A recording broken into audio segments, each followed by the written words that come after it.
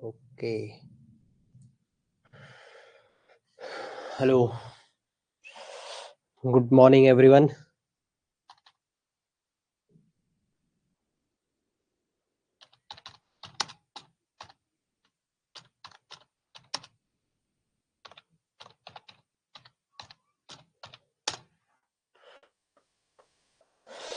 Good morning सभी को। Voice आ रही है clear?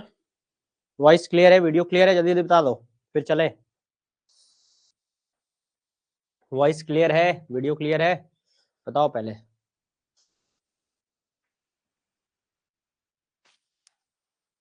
Good morning Shubhangi. Clear है। बाकी कोई नहीं आया? 1-2 मिनट देख लेते हैं फिर शुरू करते हैं ना।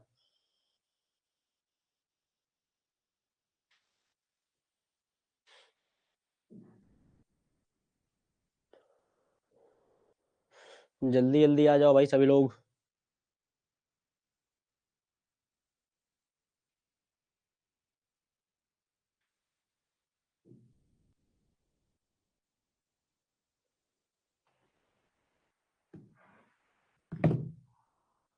ऐसा तो नहीं सब सो रहे हैं?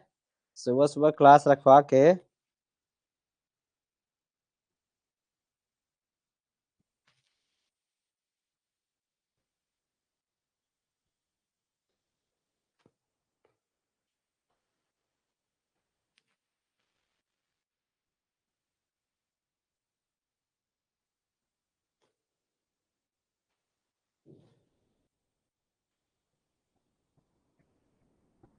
Good morning Yuvika. श्रेयांशी को क्या प्रॉब्लम आ जा रही है भाई? लाइव शो कर रहा है बट कनेक्ट नहीं हो पा रहा है। इसकी तो अलग प्रॉब्लम चल रही है।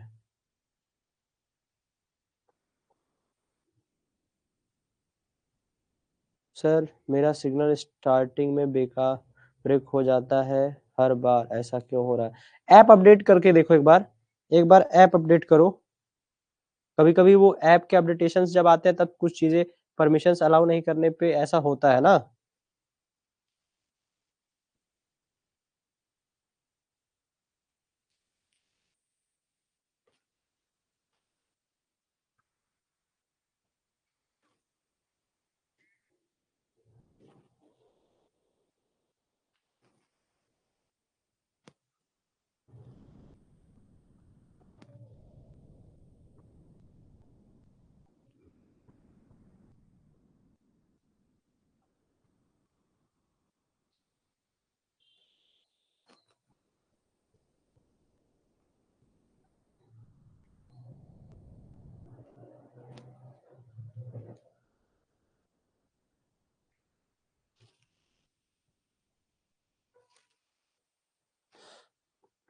ऑलरेडी अपडेट है। ओके।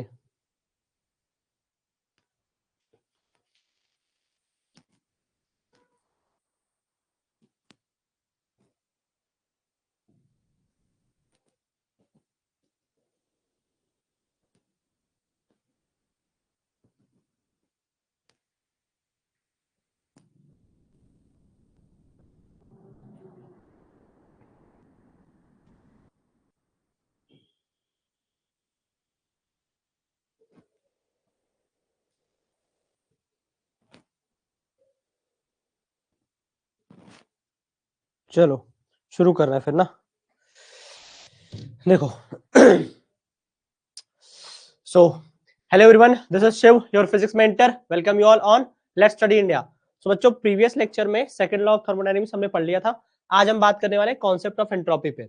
एंट्रोपी क्या है उसको हमने हालांकि कल डिफाइन किया था, फिर से एक बार डिफाइन करके चलते हैं और फटाफट से आगे बढ़ते हैं। एंट्रोपी क्या है, क्या कॉन्सेप्ट है एंट्रोपी का, और सारी चीजें देखो। तो हम बात करने वाले हैं concept of entropy. Concept of entropy, okay. Concept of entropy क्या है? तो जैसा कि मैंने कल ही बताया था इस बारे में कि जब हम एंट्रोपी की बात करते हैं तो जो फर्स्ट लॉ ऑफ थर्मोडायनेमिक्स हमारा है वो basic conversion of heat into work की बात कर रहा था। और साथ ही साथ जो हमने सेकंड लॉ ऑफ थर्मोडायनेमिक्स के कुछ स्टेटमेंट देखे थे, लाइक जो हमने केल्विन प्लांक स्टेटमेंट देखा था या फिर हमने क्लासियस स्टेटमेंट देखा था, तो ये दोनों जो स्टेटमेंट थे, केल्विन प्लांक के स्टेटमेंट या क्लासियस के स्टेटमेंट, वो सिर्फ एक तरह से तुम कह सकते हो कि 100% इफिशियंट इंजन की बात कर रहे थे कि ऐसा कोई इंजन हम बनाना संभव नहीं है जो 100% इफिशियंसी की बात करता हो। यहां तक तो बातें ठीक ठीक चली थी, जो तुम्हारा फर्स्ट लॉ ऑफ थर्मोडायनेमिक्स, जो तुम्हारा सेकंड लॉ ऑफ थर्मोडायनेमिक्स था। लेकिन क्लासियस ने ही एक नया मैथमेटिकल टर्म दिया जिससे कि हम क्या कर सकते थे कि सेकंड लॉ ऑफ थर्मोडायनेमिक्स को जनरलाइज कर सकते थे। और साथ ही साथ ये जो टर्म था, उस टर्म का नाम था एंट्रोपी। और एंट्रोपी का कॉन्सेप्ट इसलिए क्लासियस लेकर के आए क्योंकि उन्हें ये जानना था कि कोई भी प्रोसेस है, जैसे सपोज करो कि मैं कह रहा हूं कि मैं इसको गर्म कर रहा हूं, इसमें एक पिस्टन लगा हुआ है और मैं क्या कर रहा हूं, इसको गर्म कर रहा हूं, इसको हीट दे रहा हूं। तो अब इसमें एक्सपेंशन हो रहा है, तो ये एक्सपेंशन किस तरह से हो रहा है, वो प्रोसेस ऑफ एक्सपेंशन क्या होगा, फिर उसके बाद अगर हीट उसमें से मैं लेने लगूं तो जब उसमें कंप्रेशन होगा तो जो प्रोसेस ऑफ कंप्रेशन है वो क्या होगा, और साथ ही साथ इसमें जो भी गैसेस होंगी उन गैसेस का स्टेट, उनका फेज कैसे चेंज हो रहा है, उन सभी चीजों को डिस्क्राइब करने के लिए उन्होंने एक नया टर्म लेकर के आए जिसका नाम रखा है एंट्रोपी। और एंट्रोपी ऐसे सवालों के जवाब देती है, लाइक कोई भी प्रोसेस किस वे में हैपन हो रहा है, किस रास्ते से वो प्रोसेस चल रहा है, उस चीजों को कौन बताता है, एंट्रोपी बताता है। एंट्रोपी के पहले क्या था ना, जब एंट्रोपी नहीं आया था तब तक थर्मोडायनेमिक्स को एक ऐसा सब्जेक्ट बनाया था जहां पे हम इंजन की स्टडी कर रहे थे। बट जब एंट्रोपी आ गया, जब हमारे पास कॉन्सेप्ट ऑफ एंट्रोपी आ गया, तो हमने ये देखा कि थर्मोडायनेमिक्स केवल इंजन की स्टडी तक ही सीमित नहीं है, बल्कि थर्मोडायनेमिक्स इससे बहुत डिफरेंट है। जैसे ही एंट्रोपी का कॉन्सेप्ट आया तो हम हर एक सिस्टम के फिजिबल होने का मतलब कि क्या वो सिस्टम, क्या वो प्रोसेस पॉसिबल है भी या नहीं पॉसिबल है, इस चीजों पे भी बात करने लगे, यानी पॉसिबिलिटी ऑफ प्रोसेस की बात करने लगे। क्योंकि जिस जहां पे ऐसे प्रोसेस जिसका एंट्रोपी डिक्रीज कर रहा है तो फिर वो प्रोसेस फिजिबल नहीं है या नॉन फिजिबल या इम्पॉसिबल प्रोसेस टाइप की बातें होती हैं, तो वो चीजें भी हम यहाँ पे डिस्कस करते हैं। और जो इनका एंट्रोपी का कॉन्सेप्ट था क्लासियस का, ये केवल आप कह सकते हो किसी भी सिस्टम में जो हमारे पास इक्विलिब्रियम में नहीं है तो वो इक्विलिब्रियम में किस रास्ते से जा रहा है उसकी भी बात करता है। गुड मॉर्निंग कल्पना। तो उसकी भी बात करता है। तो ये सारी चीजें कौन बता रहा था, एंट्रोपी का कॉन्सेप्ट बता रहा था। और एंट्रोपी सिर्फ यहीं तक नहीं रुका, फिर जब थर्मोडायनेमिक्स तुम्हारा धीरे धीरे फेल करता है, जब हम माइक्रोस्कोपिक स्टडी पे जाते हैं तो वहां थर्मोडायनेमिक्स काम नहीं आता है। लेकिन फिर काइनेटिक थ्योरी ऑफ गैसेस में जब हम आते हैं तो वहां पे मॉलिक्यूलर कोलिजन्स हम देखते हैं, हम वेलोसिटी डिस्ट्रीब्यूशन देखते हैं, हम मॉलिक्यूल्स का या एटम्स का रैंडम मोशन देखते हैं, तो वहां पे भी डिग्री ऑफ रैंडमनेस आती है, तो वहां पे भी हम सिस्टम का एंट्रोपी कैलकुलेट करते हैं। और जो सिस्टम का एंट्रोपी है वो हमें क्या बताता है, तो सबसे पहले एक साइंटिस्ट आए थे जिनका नाम था बोल्ट्जमैन। बोल्ट्जमैन ने एक अपना डिस्ट्रीब्यूशन दिया था, डिस्ट्रीब्यूशन। तो बोल्ट्जमैन ने अपना जो एक डिस्ट्रीब्यूशन दिया, उस डिस्ट्रीब्यूशन की बदौलत, उस डिस्ट्रीब्यूशन फंक्शन की वजह से हम क्या कर सकते थे कि हम एंट्रोपी को एक प्रोबेबिलिस्टिक डेटा के फॉर्म में रखते हैं। जब तुम 5th सेमेस्टर में जाओगे तो तुम एक फॉर्मूला पढ़ोगे, S इज इक्वल टू के ln ओमेगा, जहां पे S है एंट्रोपी, के बोल्ट्जमैन कांस्टेंट है, ओमेगा थर्मोडायनामिक प्रोबेबिलिटी कहते हैं इसको, ओमेगा को थर्मोडायनामिक प्रोबेबिलिटी, यानी कि किसी सिस्टम के होने की कितनी संभावना है। तो अगर जब हम थर्मोडायनेमिक प्रोबेबिलिटी की बात कर लेते हैं कि यानी ये सिस्टम इस स्टेट में इतने प्रोबेबल स्टेट है जिसमें से ये सिस्टम इस टाइम पे इस स्टेट में रहने की ये संभावना है, तो वहां से हम उसकी एंट्रोपी कैलकुलेट कर सकते हैं। और अगर हम एंट्रोपी बता सकते हैं तो फिर हम बाकी थर्मोडायनेमिक वेरिएबल भी बहुत आराम से बता सकते हैं। ये एक पर्पस था एंट्रोपी को बताने का। और यहां जब चीजें आगे बढ़ती चली गई, पहले क्लासियस ने काम किया, फिर बोल्ट्जमैन ने काम किया, फिर इसके बाद बोस ने काम किया, और फिर अलग अलग और साइंटिस्टों ने काम किया। और एंट्रोपी आज के डेट में इतना ज्यादा एडवांस सब्जेक्ट हो गया है कि ये केवल एक सिस्टम के बिहेवियर को नहीं बल्कि सिस्टम के एग्जिस्टेंस तक को बताता है। और साथ ही साथ पूरे पूरे यूनिवर्स में भी हम जब एंट्रोपी की स्टडी करते हैं कि जैसे entropy of universe always increasing हम बात करते हैं, तो वो इंक्रीज कैसे हो रहा है, क्या फिनोमिना वहां चल रहा है, इन सब पे बातें होती है। एक छोटा सा क्वेश्चन का जवाब दो तुम लोग। तो पहले सुबह सुबह एक सवाल है, बहुत ही सिंपल सा सवाल है। ये अर्थ है, हरा भरा सा अर्थ, और ये यहाँ पे सन है, ये सन है, और सन से सनलाइट आ रहा है, रेडिएशन आ रहा है, अर्थ पे गिर रहा है ना। तो अर्थ पे अगर सनलाइट आ रहा है, रेडिएशन गिर रहा है, और सन क्या करेगा, सन पे लाइट आ रही है तो सन की लाइट को अर्थ एब्जॉर्ब कर रहा है। तो अब सवाल यहाँ पे आता है कि क्या ये जो सनलाइट अर्थ पे आ रही है ये पूरा का पूरा लाइट अर्थ एब्जॉर्ब कर देता है या कुछ रेडिएट करता है या पूरा रेडिएट करता है? क्वेश्चन फिर से समझो, ये सन है, सन से अर्थ पे लाइट आ रही है, सनलाइट आ रही है, गिर रही है सन पे, अर्थ पे गिर रही है, तो अर्थ उसको एब्जॉर्ब करेगा। अर्थ भी एक मटेरियल है, तो कहीं ना कहीं वो अपने अपने हिसाब से एब्जॉर्ब करेगा। तो क्या ये कंप्लीट लाइट एब्जॉर्ब करता है या कंप्लीट लाइट जितना एब्जॉर्ब किया, क्या कंप्लीट लाइट एब्जॉर्ब करता है? पहला सवाल तो ये है। अगर करता है तो कितना फिर उसका हिस्सा रेडिएट करता है? क्या कंप्लीट रेडिएट करता है या कुछ पोर्शन रेडिएट करता है? बताओ। 2 मिनट, 1 मिनट है, 1 मिनट में सभी लोग जवाब देंगे सोच के, जल्दी। अगर क्वेश्चन नहीं समझ में आया तो हम एक बार फिर से रिपीट कर दें, लेकिन हमें जवाब चाहिए। इस सवाल का जवाब दो, फिर आगे बढ़ेंगे एंट्रोपी पे। और आज ढेर सारे क्वेश्चंस ढेर सारे डेरिवेशंस है। अरे बोलो भाई, बोल नहीं रहे हो तुम लोग। कंप्लीट एब्जॉर्ब नहीं करता है। अच्छा, कंप्लीट एब्जॉर्ब नहीं करता है। अगर कंप्लीट एब्जॉर्ब नहीं करता है तो फिर रेडिएट कितना करेगा? बताइए बाकी लोग। कल्पना भी बताओ भाई, निक्की, शुभांगी, बाकी लोग कुछ नहीं बोल रहे हैं। कंप्लीट एब्जॉर्ब नहीं करता है, थोड़ा एब्जॉर्ब करता है, थोड़ा रेडिएट करता है। थोड़ा थोड़ा क्या होता है?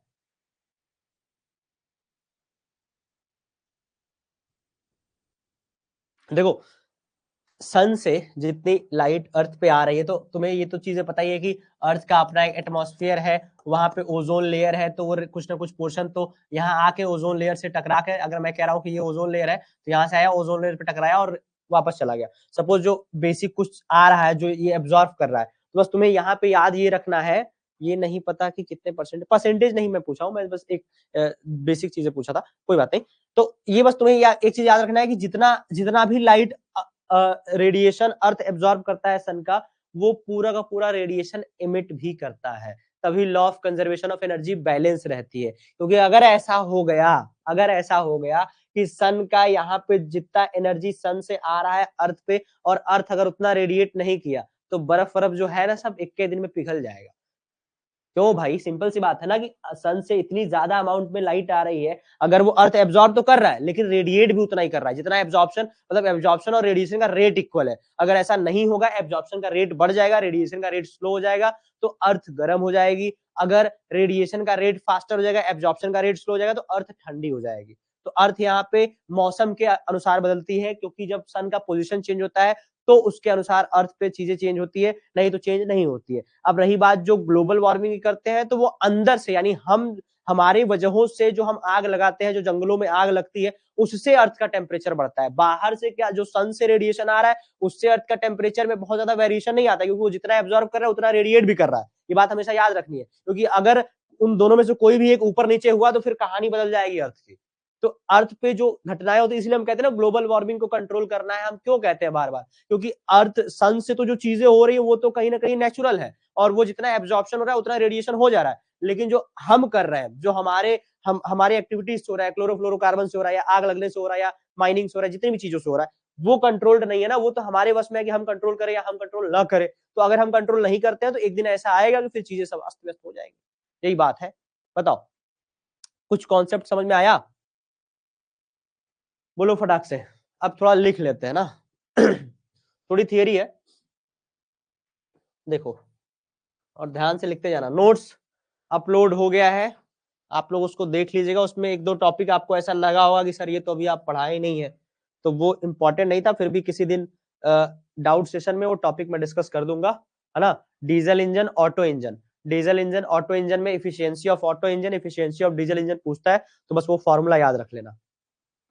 चलो देखो, कॉन्सेप्ट ऑफ एंट्रोपी फटाफट अब लिखते जाओ, है ना।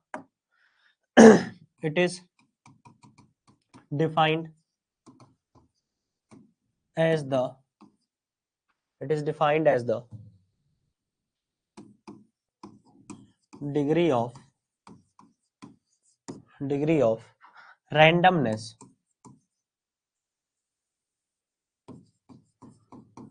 or disorderness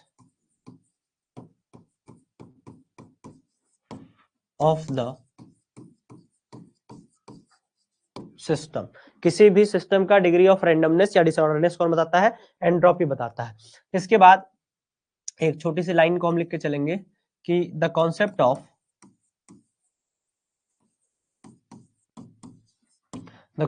of entropy was given by Clausius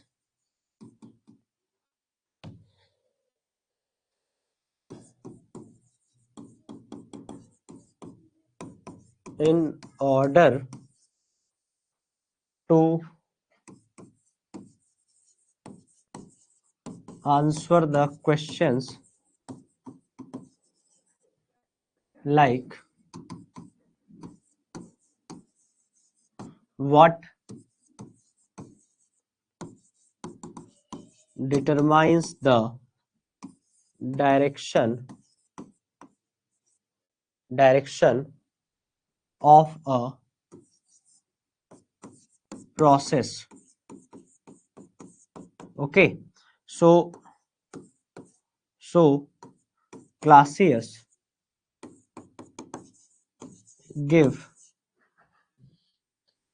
Clausius gives the general mathematical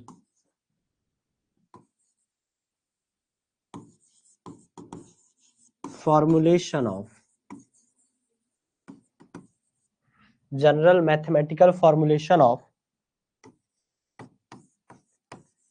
second law of thermodynamics.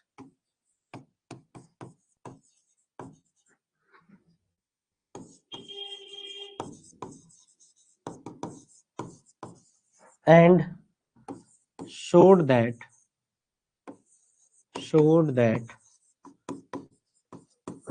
those processes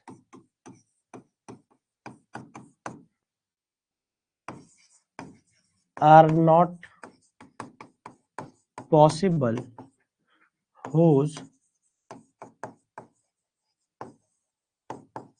entropy is decreasing.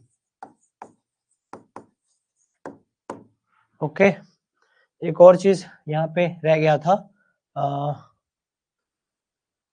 यहाँ पे लिख लेना चाहिए था ना, कि या यहाँ पे लिख लेना, इस लाइन के बाद वो लिख लेना कि the word entropy is derived from Greek word tropos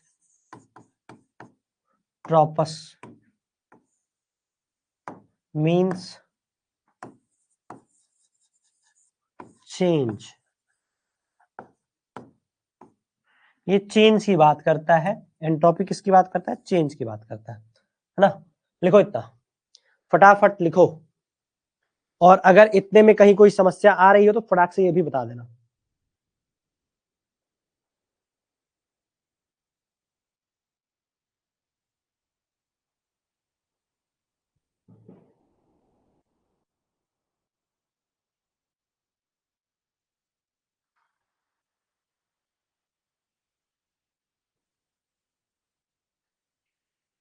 हो गया? बोलो बोलो बोलो, हो गया? हो गया तो आगे चले।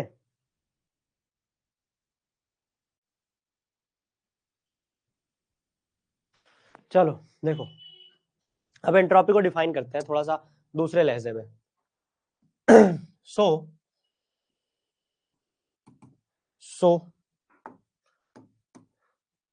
if we supply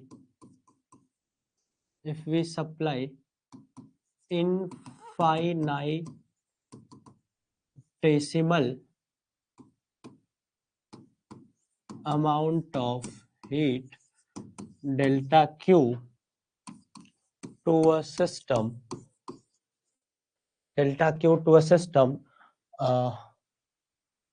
reversibly, which is reversible,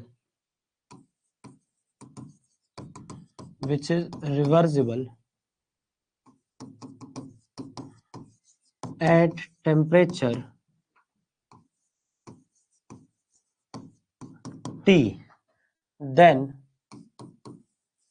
the increase in entropy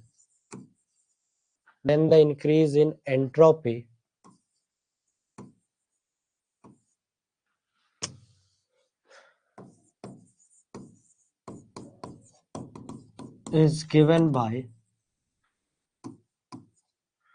delta Q by T ना, so it is also given as, जो चेंज इन एंट्रोपी हम लिखते हैं ds small change, ds is equal to वो तुम्हारा होता है del Q by T. और यहाँ पे एक और चीज याद रखना है कि जो इसका यूनिट होता है एसआई यूनिट वो है जूल पर kelvin.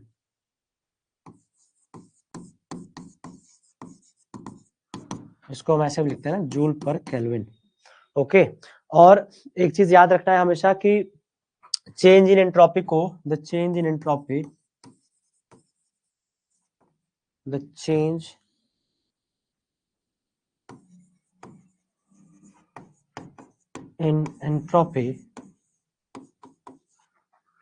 is given as,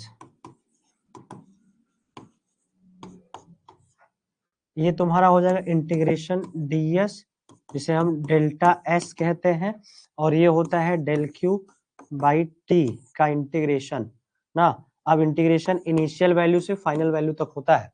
okay sir, हमने तो ये पढ़ा कि ओजोन बस वो, हाँ भाई, तो यूवी को रेडिएट कर रहा है ना कुछ पोर्शन। मैंने भी तो कहा कुछ पोर्शन, मैंने कब कहा कि पूरा का पूरा रेडिएट कर दे रहा है। ऐसे ओजोन यूवी को रेडिएट कर रहा है। अब इंफ्रारेड लाइट आ रही होगी, ऐसे ही गामा रेज भी होते हैं, अल्ट्रावायलेट होता है, माइक्रोवेव होता है, रेडियो वेव होता है। अगर पूरे के पूरे, क्योंकि लाइट एक इलेक्ट्रोमैग्नेटिक स्पेक्ट्रम अगर हम पूरा देखें, और लाइट जो तुम देख पाते हो, एक बात हमेशा याद रखना, बहुत मजे की बात बता रहा हूँ, अगर पहले उसको बता दूं ना, ताकि एक तुम्हें आश्चर्य से, तुम लोग अभी आश्चर्य से भर जाओगे। एक और सवाल पूछने वाला हूँ, उसके बाद अभी अपने मुद्दे पे आऊंगा। थोड़ा सा पूछ लिया तो बता देता हूँ। इधर तुम्हारा रेडियो वेव है, फिर माइक्रोवेव है, फिर तुम्हारा इंफ्रारेड है, फिर विजिबल है, फिर अल्ट्रावायलेट है, फिर तुम्हारा एक्सरे है, फिर गामा रे है ना, ऐसा ही कुछ है। अब एक बात बताना, ये जो विजिबल है, ये विजिबल, इसका रेंज क्या होता है? तो तुमने ठीक ठीक पढ़ा होगा, 400 नैनोमीटर से कुछ 700 नैनोमीटर तक ना, मतलब यही रेंज होगा जहां पे ये तुम्हारा विबग्योर आ जाता है। Violet, indigo, blue, green, yellow, orange, red, इतने में आता है ना। ये चीज पढ़ी है। जरा ये बताओ कि इस पूरे इलेक्ट्रोमैग्नेटिक स्पेक्ट्रम में, ये जो इलेक्ट्रोमैग्नेटिक स्पेक्ट्रम है, इसमें इस विजिबल का कितना प्रतिशत कंट्रीब्यूशन होगा? सोच के बताओ हमको कि इस विजिबल का कितना प्रतिशत कंट्रीब्यूशन इस पूरे इलेक्ट्रोमैग्नेटिक स्पेक्ट्रम में है। बताओ तो। क्वेश्चन समझ गए ना, कि अगर ये पूरा इलेक्ट्रोमैग्नेटिक स्पेक्ट्रम 100% है, तो उसमें विजिबल का कितना परसेंट कंट्रीब्यूशन है? बताओ बताओ बताओ, सोच के बताओ जरा। जो तुम्हें दुनिया 7 रंगों की दिखती है, और सातों रंग को मिला दे तो व्हाइट हो जाता है, जो व्हाइट लाइट तुम देखते हो, जो सन से तुम्हें आती हुई दिखती है, तो जरा ये बताओ कि तुम जितना देख पाते हो, तुम इस पूरे इलेक्ट्रोमैग्नेटिक स्पेक्ट्रम में कितना प्रतिशत देख पाते हो? नहीं पता? अरे कुछ अंदाजा तो लगा लो, बाकी लोग भी अंदाजा लगाएं भाई, थोड़ा बहुत अंदाजा लगाओ, कितना प्रतिशत देखते हो?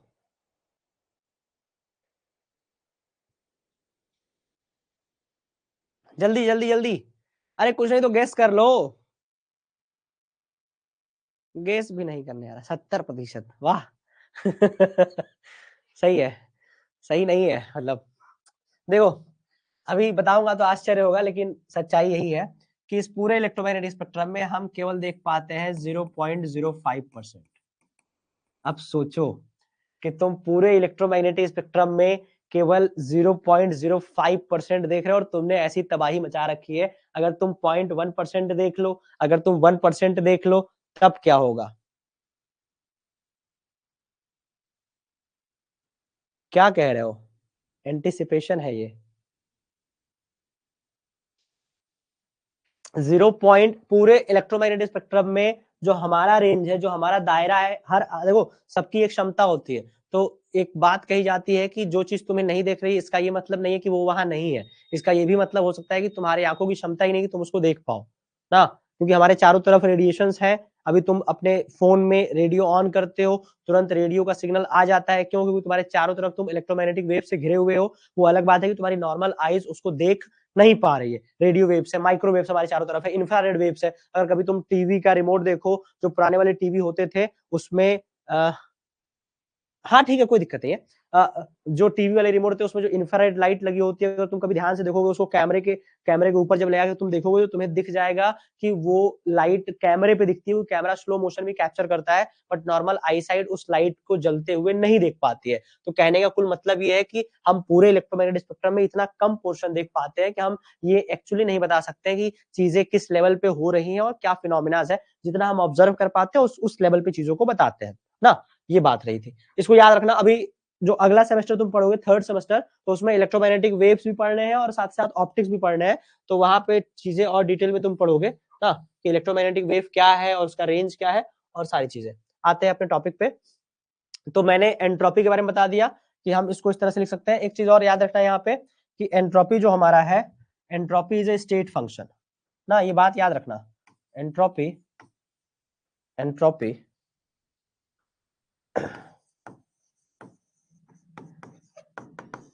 is a state function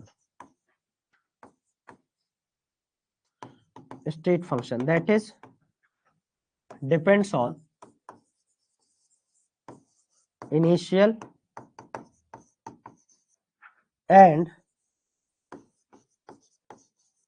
final state ना। इतनी बातें लिखो लिखो लिखो लिखो लिखो, फिर आगे चले फटाक से। यहां से तुम एक चीज ये भी लिख सकते हो, यहां से एक चीज ये भी लिख सकते हो कि डेल्टा एस बराबर entropy final minus entropy initial. अरे यार ये सब क्या हो जाता है,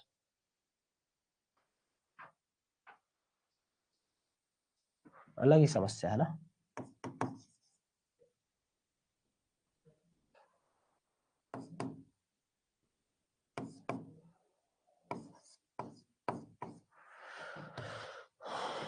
रुक जाओ,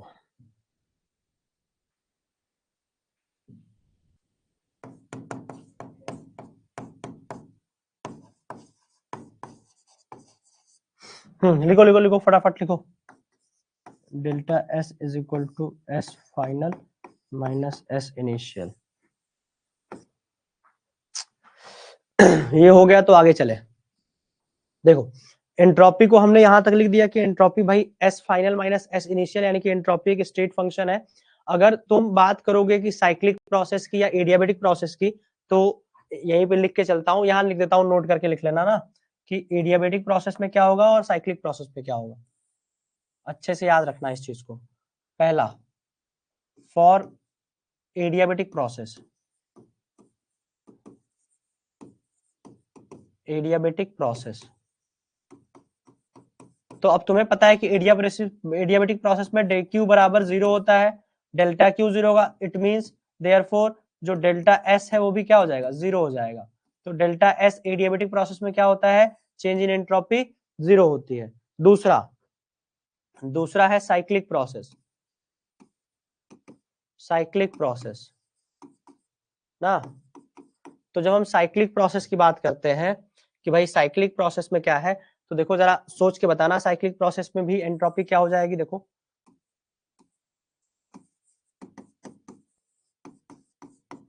तो साइक्लिक प्रोसेस में हमें पता होता है कि entropy of initial is equal to entropy of final. क्यों? क्योंकि साइक्लिक प्रोसेस घूम के वहीं पे आ जाता है। तो उस केस में डेल्टा एस यहाँ भी क्या हो जाएगा, 0 हो जाएगा ना, क्योंकि स्टेट सेम होता है ना। साइक्लिक प्रोसेस में हम जहां शुरू करते हैं वहीं पे आ जाते हैं, इनिशियल फाइनल के बराबर जाता है। तो इसलिए साइक्लिक प्रोसेस में भी एंट्रोपी क्या हो जाएगा, 0। चलो यहां तक हो गया है। तो फिर अब सेकेंड लॉ ऑफ थर्मोडायनेमिक्स को हम एंट्रोपी के टर्म में बताएं अगर, तो देखो, इन terms of entropy,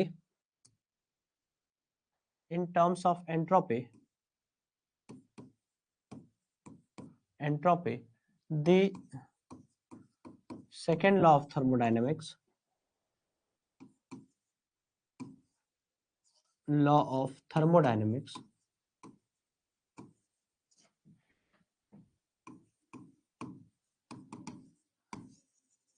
can be stated as, क्या ये कहना चाहता है कि the entropy, the change in entropy of a system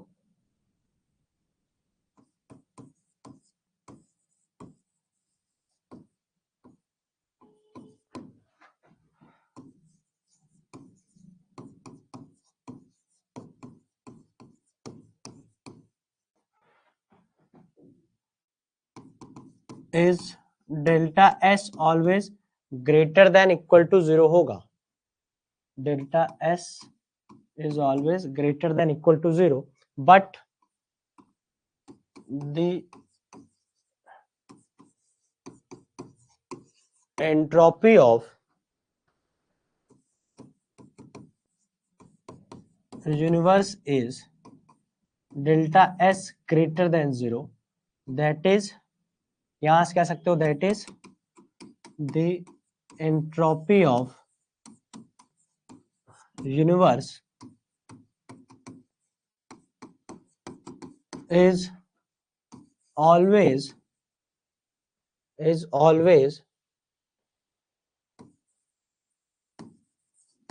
increasing. लिखो, इतना लिखो और बताओ यहाँ पे कोई समस्या है? Entropy of universe always increasing क्यों है? Is always increasing. ओके, अब यहाँ पे एक कॉन्सेप्ट आता है टीएस डायग्राम का. जैसे तुमने पीवी डायग्राम पढ़ा है, वैसे यहाँ पे टीएस डायग्राम का भी एक कॉन्सेप्ट आता है, तो उसको भी हम देख के चलते हैं ना.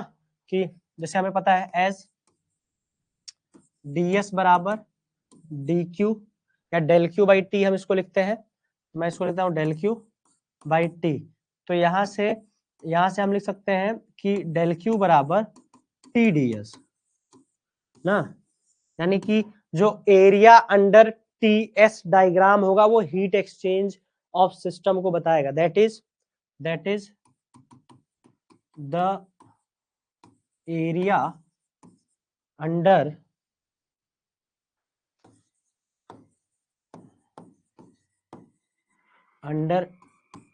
TS diagram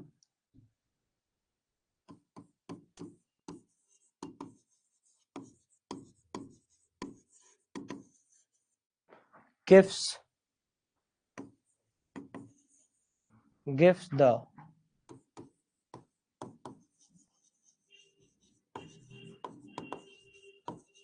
information of heat exchange. यहाँ हीट एक्सचेंज का मतलब या तो सिस्टम में हीट ऐड हो रहा होगा या तो सिस्टम हीट रिजेक्ट कर रहा होगा, वो चीज है. लिखे यहां तक.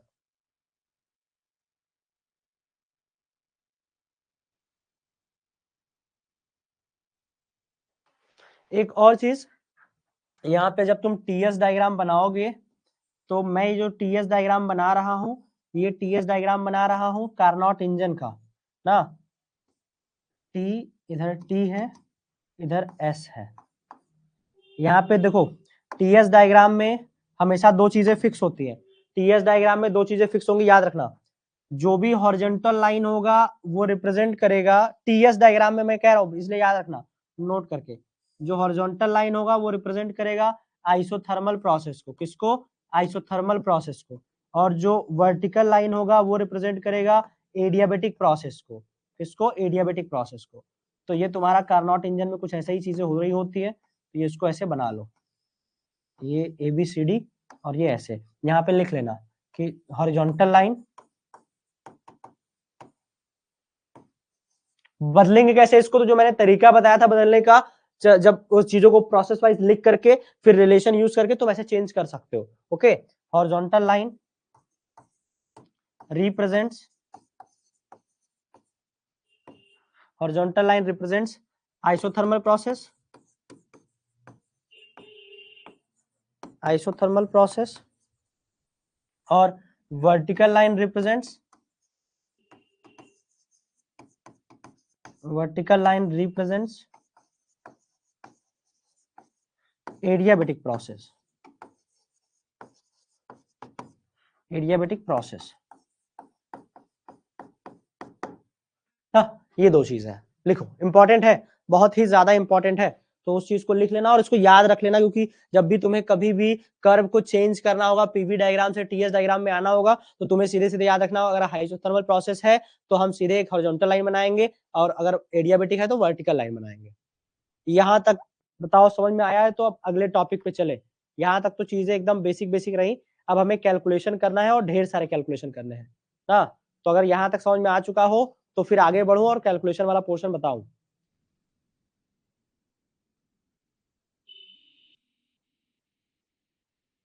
बोलो, जब तक तुम लोग बोलोगे मैं पानी पी लेता हूं। बोलो भाई।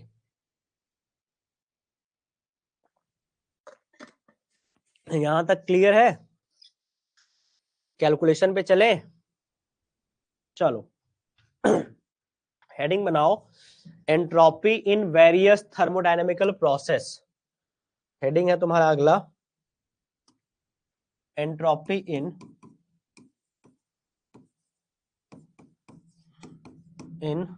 Various thermodynamical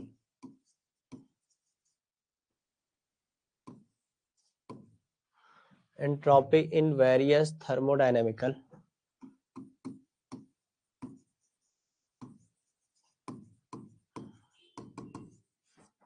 processes।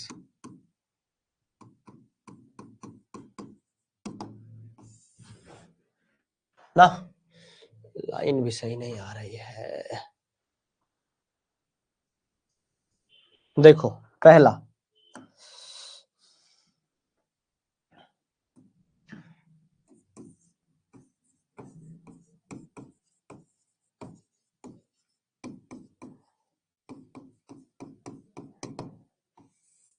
Isothermal process. एक बात याद रखना, जब हम एंट्रोपी कैलकुलेट करेंगे अलग अलग प्रोसेसेस के लिए, तुम्हारा मेन मकसद क्या होना चाहिए? देखो, हमें पता है कि delta S is equal to delta Q by T ना, तो हमें किसी तरह से ये डेल्टा क्यू निकालना होगा हर प्रोसेस में, यानी कितना हीट का एक्सचेंज हो रहा है, कितना हीट चेंज हो रहा है। अगर हम वो निकाल ले गए तो उसको टेम्परेचर से डिवाइड करके हम निकाल ले जाएंगे क्या? डेल्टा एस, यानी कि एंट्रोपी में चेंज। तो हर प्रोसेस में हम क्या कैलकुलेट कर रहे होंगे? डेल्टा क्यू कैलकुलेट करेंगे। ये एक आइडिया लगा के चलोगे तो आराम से कैलकुलेशन हो जाएगा। ओके, देखो समझो, आइसोथर्मल प्रोसेस में एज वी नो, क्या जानते हैं कि T is equal to constant होगा, T कॉन्स्टेंट होगा। सो ऑल्सो U जो होता है वो फंक्शन होता है टेम्परेचर का, जो तुम्हारा इंटरनल एनर्जी है, तो change in internal energy zero हो जाएगा। सो फ्रॉम फर्स्ट लॉ क्या हो जाएगा? फर्स्ट लॉ थर्मोडायनेमिक्स लिख लेना, एकदम ध्यान से समझना ना। मैंने क्या किया, अभी आइसोथर्मल प्रोसेस की मैं बात कर रहा हूँ। आइसोथर्मल प्रोसेस में टेम्परेचर कांस्टेंट होता है, तो हमें पता है कि जो इंटरनल एनर्जी होता है वो फंक्शन ऑफ टेम्परेचर होता है। तो अगर टेम्परेचर कांस्टेंट है तो change in internal energy zero हो जाएगी। तो फर्स्ट लॉ ऑफ थर्मोडायनेमिक्स क्या कहता है? एक बार फर्स्ट लॉ ऑफ थर्मोडायनेमिक्स में लिख देता हूँ, du बराबर delta Q minus delta W होता है तुम्हारा। यहाँ पे ये क्या होता है? Delta W. तो अगर ये जीरो हो जाए, अगर ये जीरो हो जाए तो इसका मतलब सीधे सीधे है क्या? डेल्टा क्यू बराबर डेल्टा डब्ल्यू हो जाएगा। यहां से डेल्टा क्यू को मैं ऐसे भी तो लिख सकता हूँ, पी और डीवी। ओके, दोनों साइड टी से डिवाइड कर दो, किससे? टी से। तो क्या हो जाएगा? ये देखो, ये तुम्हारा हो जाएगा delta Q by T is equal to P DV upon में टी। देखो, ये तुम्हारा हो जाएगा पी डीवी अपॉन में टी ना। इसको हम लिख सकते हैं डीएस, या इसको हम ऐसे भी लिख सकते हैं, हमें चेंज इन एंट्रोपी लिखना है, तो डेल्टा एस बराबर integration del Q by T is equal to integration P DV by T को भी इंटीग्रेट करना है, पी डीवी बाई टी ना। अब समझना, जी जो पी डीवी है, तो मैं अगर यहां से यूज करूं फ्रॉम गैस इक्वेशन, देखो फ्रॉम गैस इक्वेशन या आइडियल गैस इक्वेशन ना, from ideal gas equation, ideal gas equation मैं 1 मोल की बात कर रहा हूं, तो पीवी इज इक्वल टू होता है आर टी। ओके, हमें पी बाई टी की वैल्यू चाहिए, हमें पी बाई टी की वैल्यू चाहिए, तो पी बाई टी बराबर आर बाई वी नहीं हो जाएगा ना। यहाँ पे फ्रॉम आइडियल गैस इक्वेशन यहाँ पे लिख लेना n बराबर 1 है, कंफ्यूज नहीं होना है।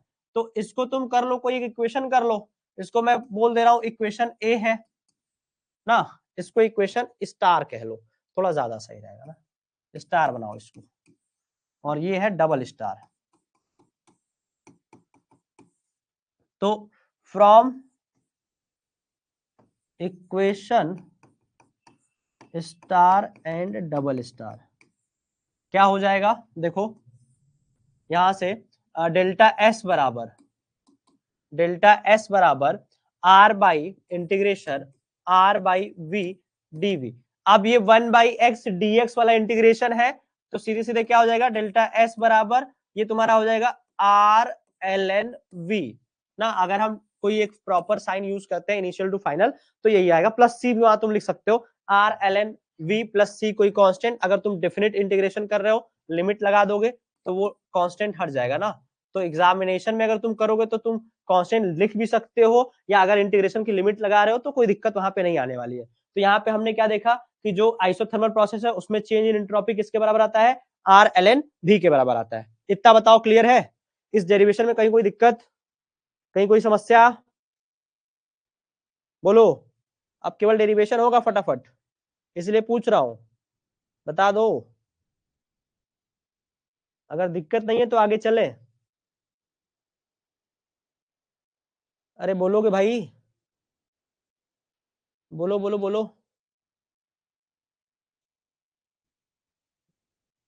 सही है ना, कोई दिक्कत नहीं है ना। चलो अगला देखो, दूसरा।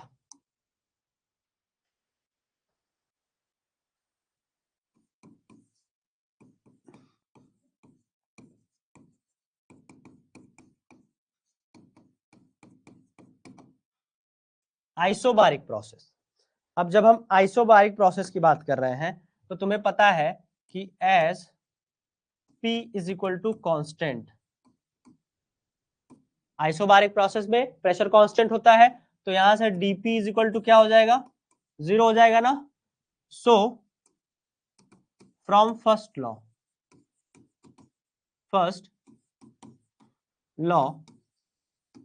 Of thermodynamics, so from first law of thermodynamics क्या हो जाएगा, du बराबर del Q minus del W.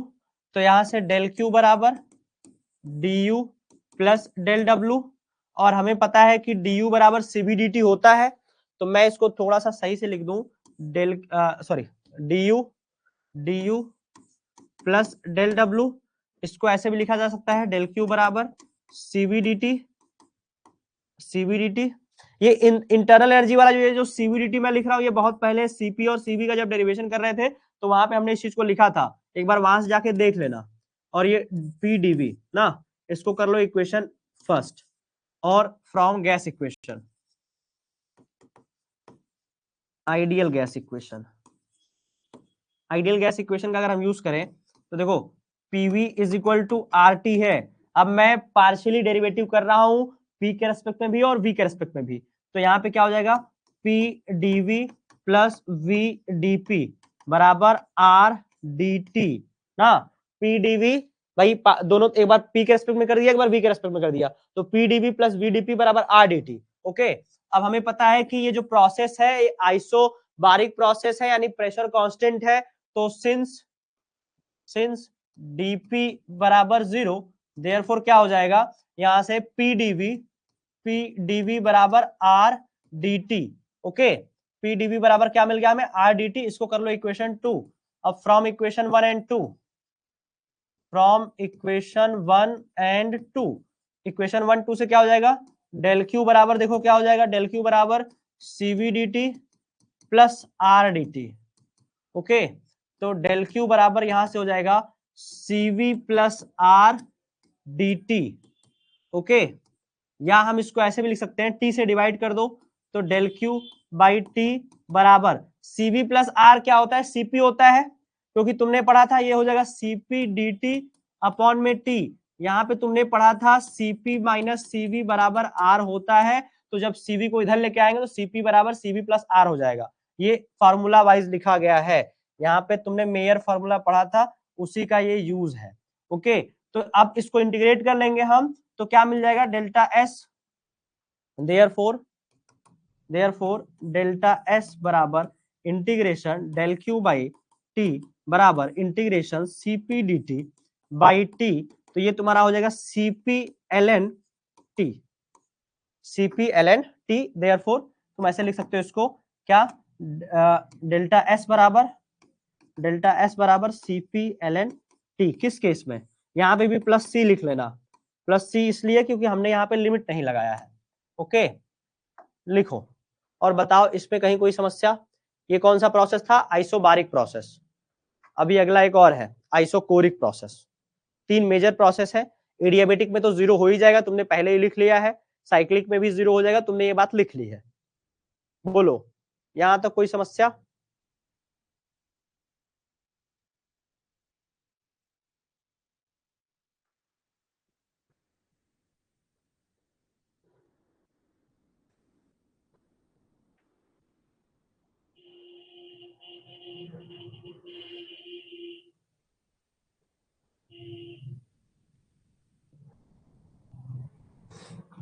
बोल नहीं रहे हैं सब, अरे बोलो, आगे चलना है, बोलोगे। हाँ चलो, अगला आइसोकोरिक प्रोसेस, तीसरा।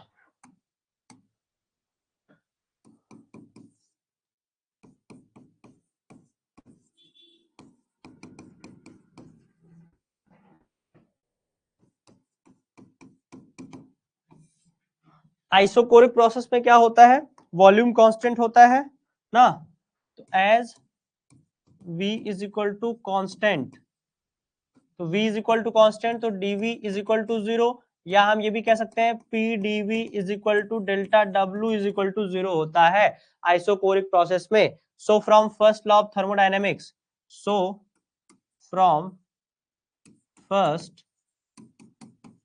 Law of thermodynamics, first law of thermodynamics हम क्या लिख सकते हैं, du बराबर डेल क्यू हो जाएगा du बराबर डेल क्यू ना, या हम इसको ऐसे भी लिख सकते हैं, डेल्टा क्यू बराबर du की वैल्यू क्या होती है, CV D T.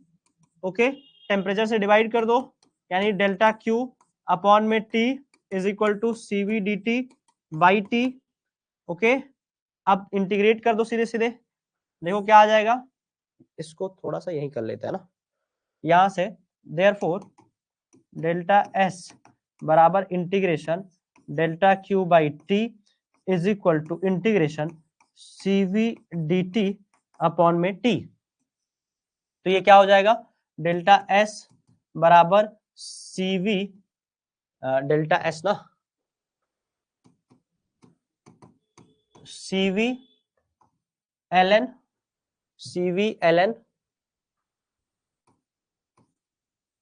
T, CVLN-T, लिख लो इसको। ये एकदम बेसिक सा था। इसी के बाद एक और लिख देते हैं यहीं पे, चौथा एडियाबेटिक प्रोसेस। तो एडियाबेटिक प्रोसेस में क्या होता है, बस बेसिक सा लिख लो कि इन एडियाबेटिक प्रोसेस, या ऐसे लिखो, सिंस इन एडियाबेटिक प्रोसेस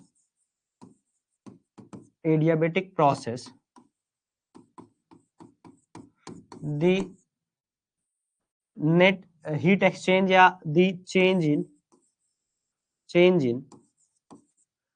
या heat exchange लिख लो, in adiabatic process the heat exchange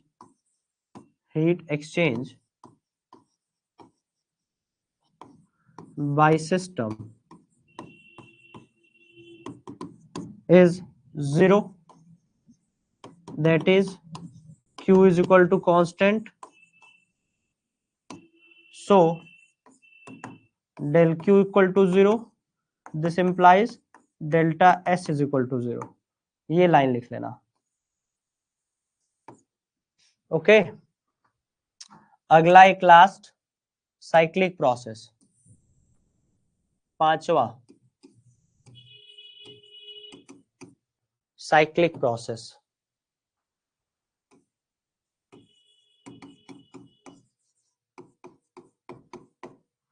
okay, अब देखो साइक्लिक प्रोसेस में क्या होगा, तो सिंस इन साइक्लिक प्रोसेस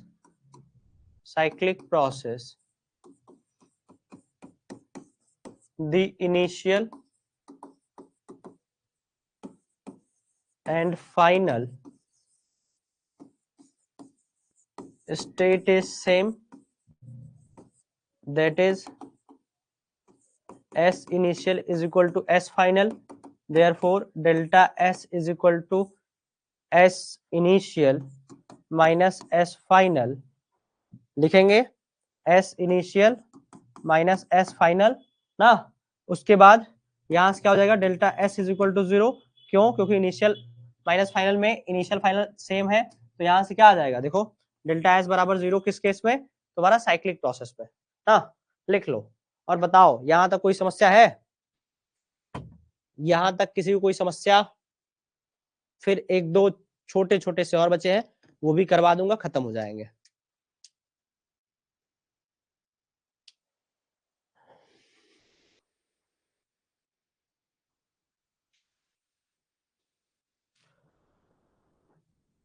बस 5 से 7 मिनट और, एक दो डेरिवेशन और रह गया।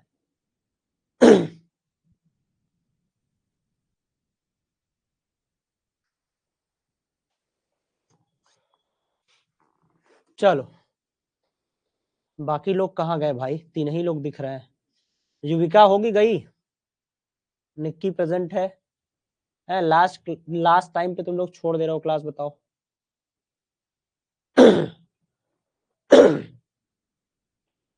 चले आगे,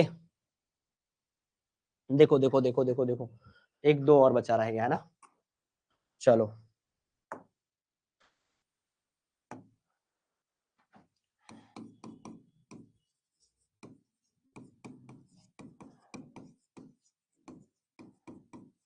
entropy in terms of temperature and volume, मतलब अगर हमें कोई प्रोसेस दिया हो, सर इनिशियल फाइनल होगा या फाइनल इनिशियल, एक मिनट, फाइनल इनिशियल होगा ना, अगर इनिशियल फाइनल लिख दिया है तो उसको सही कर लो, ये S final minus S initial होगा। ओके गुड, बहुत अच्छा ऑब्जर्व किया तुमने। चलो देखो, entropy in terms of temperature and volume. Okay, तो जैसा हमें अब, ये किसी पर्टिकुलर प्रोसेस के लिए नहीं हो रहा है, ये ध्यान रखना है, कोई भी प्रोसेस हो सकता है, यहाँ पे हमें टेम्परेचर और वॉल्यूम के रिस्पेक्ट में एंट्रोपी को लिखना है ना। तो as from first law of thermodynamics, from first law of thermodynamics, क्या, du बराबर delta Q minus delta W, तो यहां से डेल्टा क्यू बराबर du, डेल्टा क्यू बराबर du प्लस डेल्टा डब्ल्यू, यहां से डेल्टा क्यू बराबर क्या हो जाएगा, du की वैल्यू क्या होती है, cvdt, तो ये हो जाएगा cvdt, और इसकी वैल्यू होती है pdv, यहां से सबको टेम्परेचर से डिवाइड कर दो, इधर हो जाएगा तुम्हारा cvdt अपॉन में t, इसको ऐसे कर लो, cvdt by T plus p by T dv। अभी तुमने पीछे देखा था p बाई टी को हम r बाई v लिख सकते हैं, तो इसको डायरेक्टली मैं लिख देता हूं, यहां से हो जाएगा delta Q by T is equal to cvdt by T plus r by v dv। यहाँ पे लिख लेना सिंस p बाई टी या since pv is equal to rt, यहीं से इसको लिखा गया है। ओके, अब कुछ करना नहीं है, सिंपल इंटीग्रेशन कर लो यहाँ पे। सो देयरफॉर डेल्टा एस बराबर integration delta Q by T is equal to integration CV dt by T plus क्या हो जाएगा R dV बाई V का इंटीग्रेशन। तो यहां से डेल्टा S बराबर आ जाएगा, डेल्टा S बराबर CV ln T plus R, एक लाइन और लिख देता हूं ना, डेल्टा S बराबर CV ln V, sorry ln T ना, CV ln T plus R ln V। देखो आ गया ना, टेम्परेचर और वॉल्यूम के रिस्पेक्ट में टर्म आ गया। तो ये तुम्हारा हुआ पहला, entropy in terms of temperature and volume. लिखो लिखो लिखो लिखो लिखो। इसके बाद एक और है,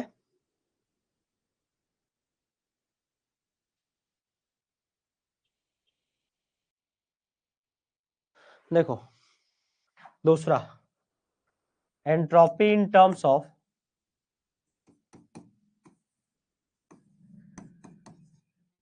एंट्रोपी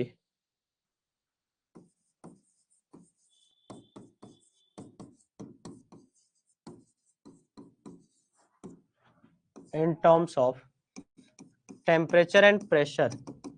ओके, टेम्परेचर और प्रेशर के टर्म में एंट्रोपी क्या होगी, तो उसी तरह से लिखेंगे, फ्रॉम फर्स्ट लॉ ऑफ, जितने फॉर्मूले लिखवा रहा हूं ये सब फॉर्मूले अभी क्वेश्चन जब हम लोग करेंगे, न्यूमेरिकल करेंगे, एंट्रोपी कैलकुलेट करेंगे, तो वहां पे इन सबका यूज आएगा, इसलिए मैं इतना करवा रहा हूँ ना। जब क्वेश्चन करवाऊंगा और पूछूंगा और नहीं बताओगे तब समस्या होगी ना, इसलिए याद रखना है, कोई भी चीज हल्के मत लेना। From first law of thermodynamics, देखो क्या हो जाएगा, du बराबर delta Q minus delta W, यहां से डेल्टा क्यू बराबर du प्लस डेल्टा डब्लू, या मैं इसको लिख सकता हूं डेल्टा क्यू बराबर CV dt plus P dV, है ना। इसको कर लो इक्वेशन 1। अब देखते हैं हम फ्रॉम आइडियल गैस इक्वेशन से, as PV is equal to RT, इसको थोड़ा सा डेरिवेटिव कर लो, P dV plus V dP बराबर R dt। तो यहाँ से P dV का वैल्यू कितना हो जाएगा, P dV बराबर R dt minus V dP, इसको कर लो इक्वेशन 2। ओके, हमने क्या किया, हमने PdV की वैल्यू निकाली है। अब उस वाले केस में, इससे पहले जब हम आइसोबारिक ले रहे थे तो यहाँ पे VdP की वैल्यू 0 जा रही थी, बट यहाँ 0 नहीं होगी। क्यों? क्योंकि हम कोई स्पेशल प्रोसेस नहीं ले रहे हैं, हम सिंपल टेम्परेचर प्रेशर के टर्म में एंट्रोपी कैलकुलेट कर रहे हैं। तो from equation 1 and equation 2 we have, देखो from equation 1 and 2 we have, क्या हो जाएगा, डेल्टा क्यू बराबर वी हैव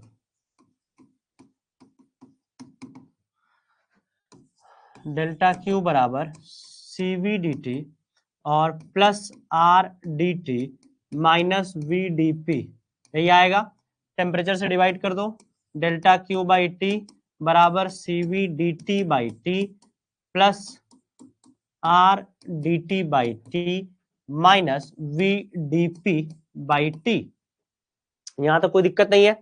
अब एक और सब्स्टिट्यूशन करना है, V बाई टी की वैल्यू को हमको सब्स्टिट्यूट करना है ना। तो देखो delta Q by T is equal to CV dt upon में T plus R dt by T, और ये माइनस V बाई टी को हम लिख सकते हैं R बाई पी, उसी इक्वेशन से। ये हो जाएगा तुम्हारा R बाई पी, और ये dp कहां से हमने लिखा है, तो PV is equal to RT में अगर तुम देखो, हमें जब V बाई टी करेंगे, मतलब इसको इधर लेके आएंगे तो ये इधर आ जाएगा, तो R बाई पी हो जाएगा। ओके, ये चीज ध्यान देना। अब देयरफॉर डेल्टा S कितना हो जाएगा, तो delta S is equal to integration delta Q by T, यानी इंटीग्रेशन क्या हो जाएगा, integration CV dt by T. और एक चीज और यहाँ पे, पहले काम यहीं पे कर लेना था ना, यहीं पे कर लेते हैं। CV dt बाई टी और R dt बाई टी को मैं कंबाइन करूं अगर, तो ये कुछ ऐसा हो जाएगा क्या, देखो यहाँ पे इसको लिख सकता हूं CV प्लस R और ये dt बाई टी, और CV प्लस R CP हो जाएगा। तो delta Q by T is equal to CP dt by T minus R by P dp ना। अब फॉर्मूला लगा देते हैं, अब फॉर्मूला लगाएंगे तो चीजें आसान हो जाएंगी। तो नाउ देयरफॉर डेल्टा एस बराबर integration delta Q by T बराबर integration CP D T by T और minus integration R by P D P. यहां तक कोई समस्या नहीं है। अब सिंपल इसको देख लो क्या लिखेंगे। डेल्टा एस बराबर क्या हो जाएगा, ये delta S is equal to CP L N T और minus R L N P. तो ये आ गया टेम्परेचर और प्रेशर के रेस्पेक्ट में। एक तुम्हें होमवर्क करना है, प्रेशर और वॉल्यूम के रेस्पेक्ट में एंट्रोपी कैलकुलेट करना है, वो होमवर्क रहेगा, कर लेना, नहीं तो फिर नेक्स्ट क्लास में मैं बता दूंगा ना। होमवर्क क्या है, होमवर्क ना लिख रहा हूं आज homework. Okay, calculate entropy in terms of pressure and volume, ये तुम्हें कैलकुलेट करना है। अब बताओ, यहां तक अगर ठीक है तो बस यहां तक लिख लो, फिर उसके बाद हम आगे चल देंगे। होमवर्क लिख लेना ना, calculate entropy in terms of pressure and volume. Okay, so यहां तक की कहानी रही है। नोट्स तुमको मिल चुके हैं, नोट्स मिल चुके होंगे। नोट्स में अगर कहीं कोई प्रॉब्लम आती है तो जरूर बता देना। और साथ ही साथ जो वर्क दिया है कि हमें एंट्रोपी कैलकुलेट करना है प्रेशर और वॉल्यूम के टर्म में, वो चीजें कर लेनी है। फिर इसके आगे की चीजों को हम डिस्कस करने वाले हैं। बेसिकली अब बचा क्या रह गया, थर्मोडायनेमिक पोटेंशियल डिस्कस करेंगे और फिर उसके साथ साथ मैक्सवेल्स रिलेशन डिस्कस करेंगे। ओके, यहां तक अगर कोई प्रॉब्लम है तो बता दो। कोई प्रॉब्लम है? युविका, निक्की,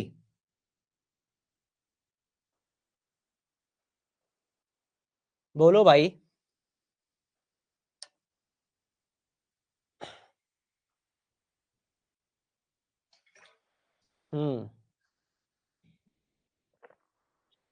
चलो ठीक है, फिर सभी को गुड डे। मैं सेशन एंड कर रहा हूं। Okay, have a nice day.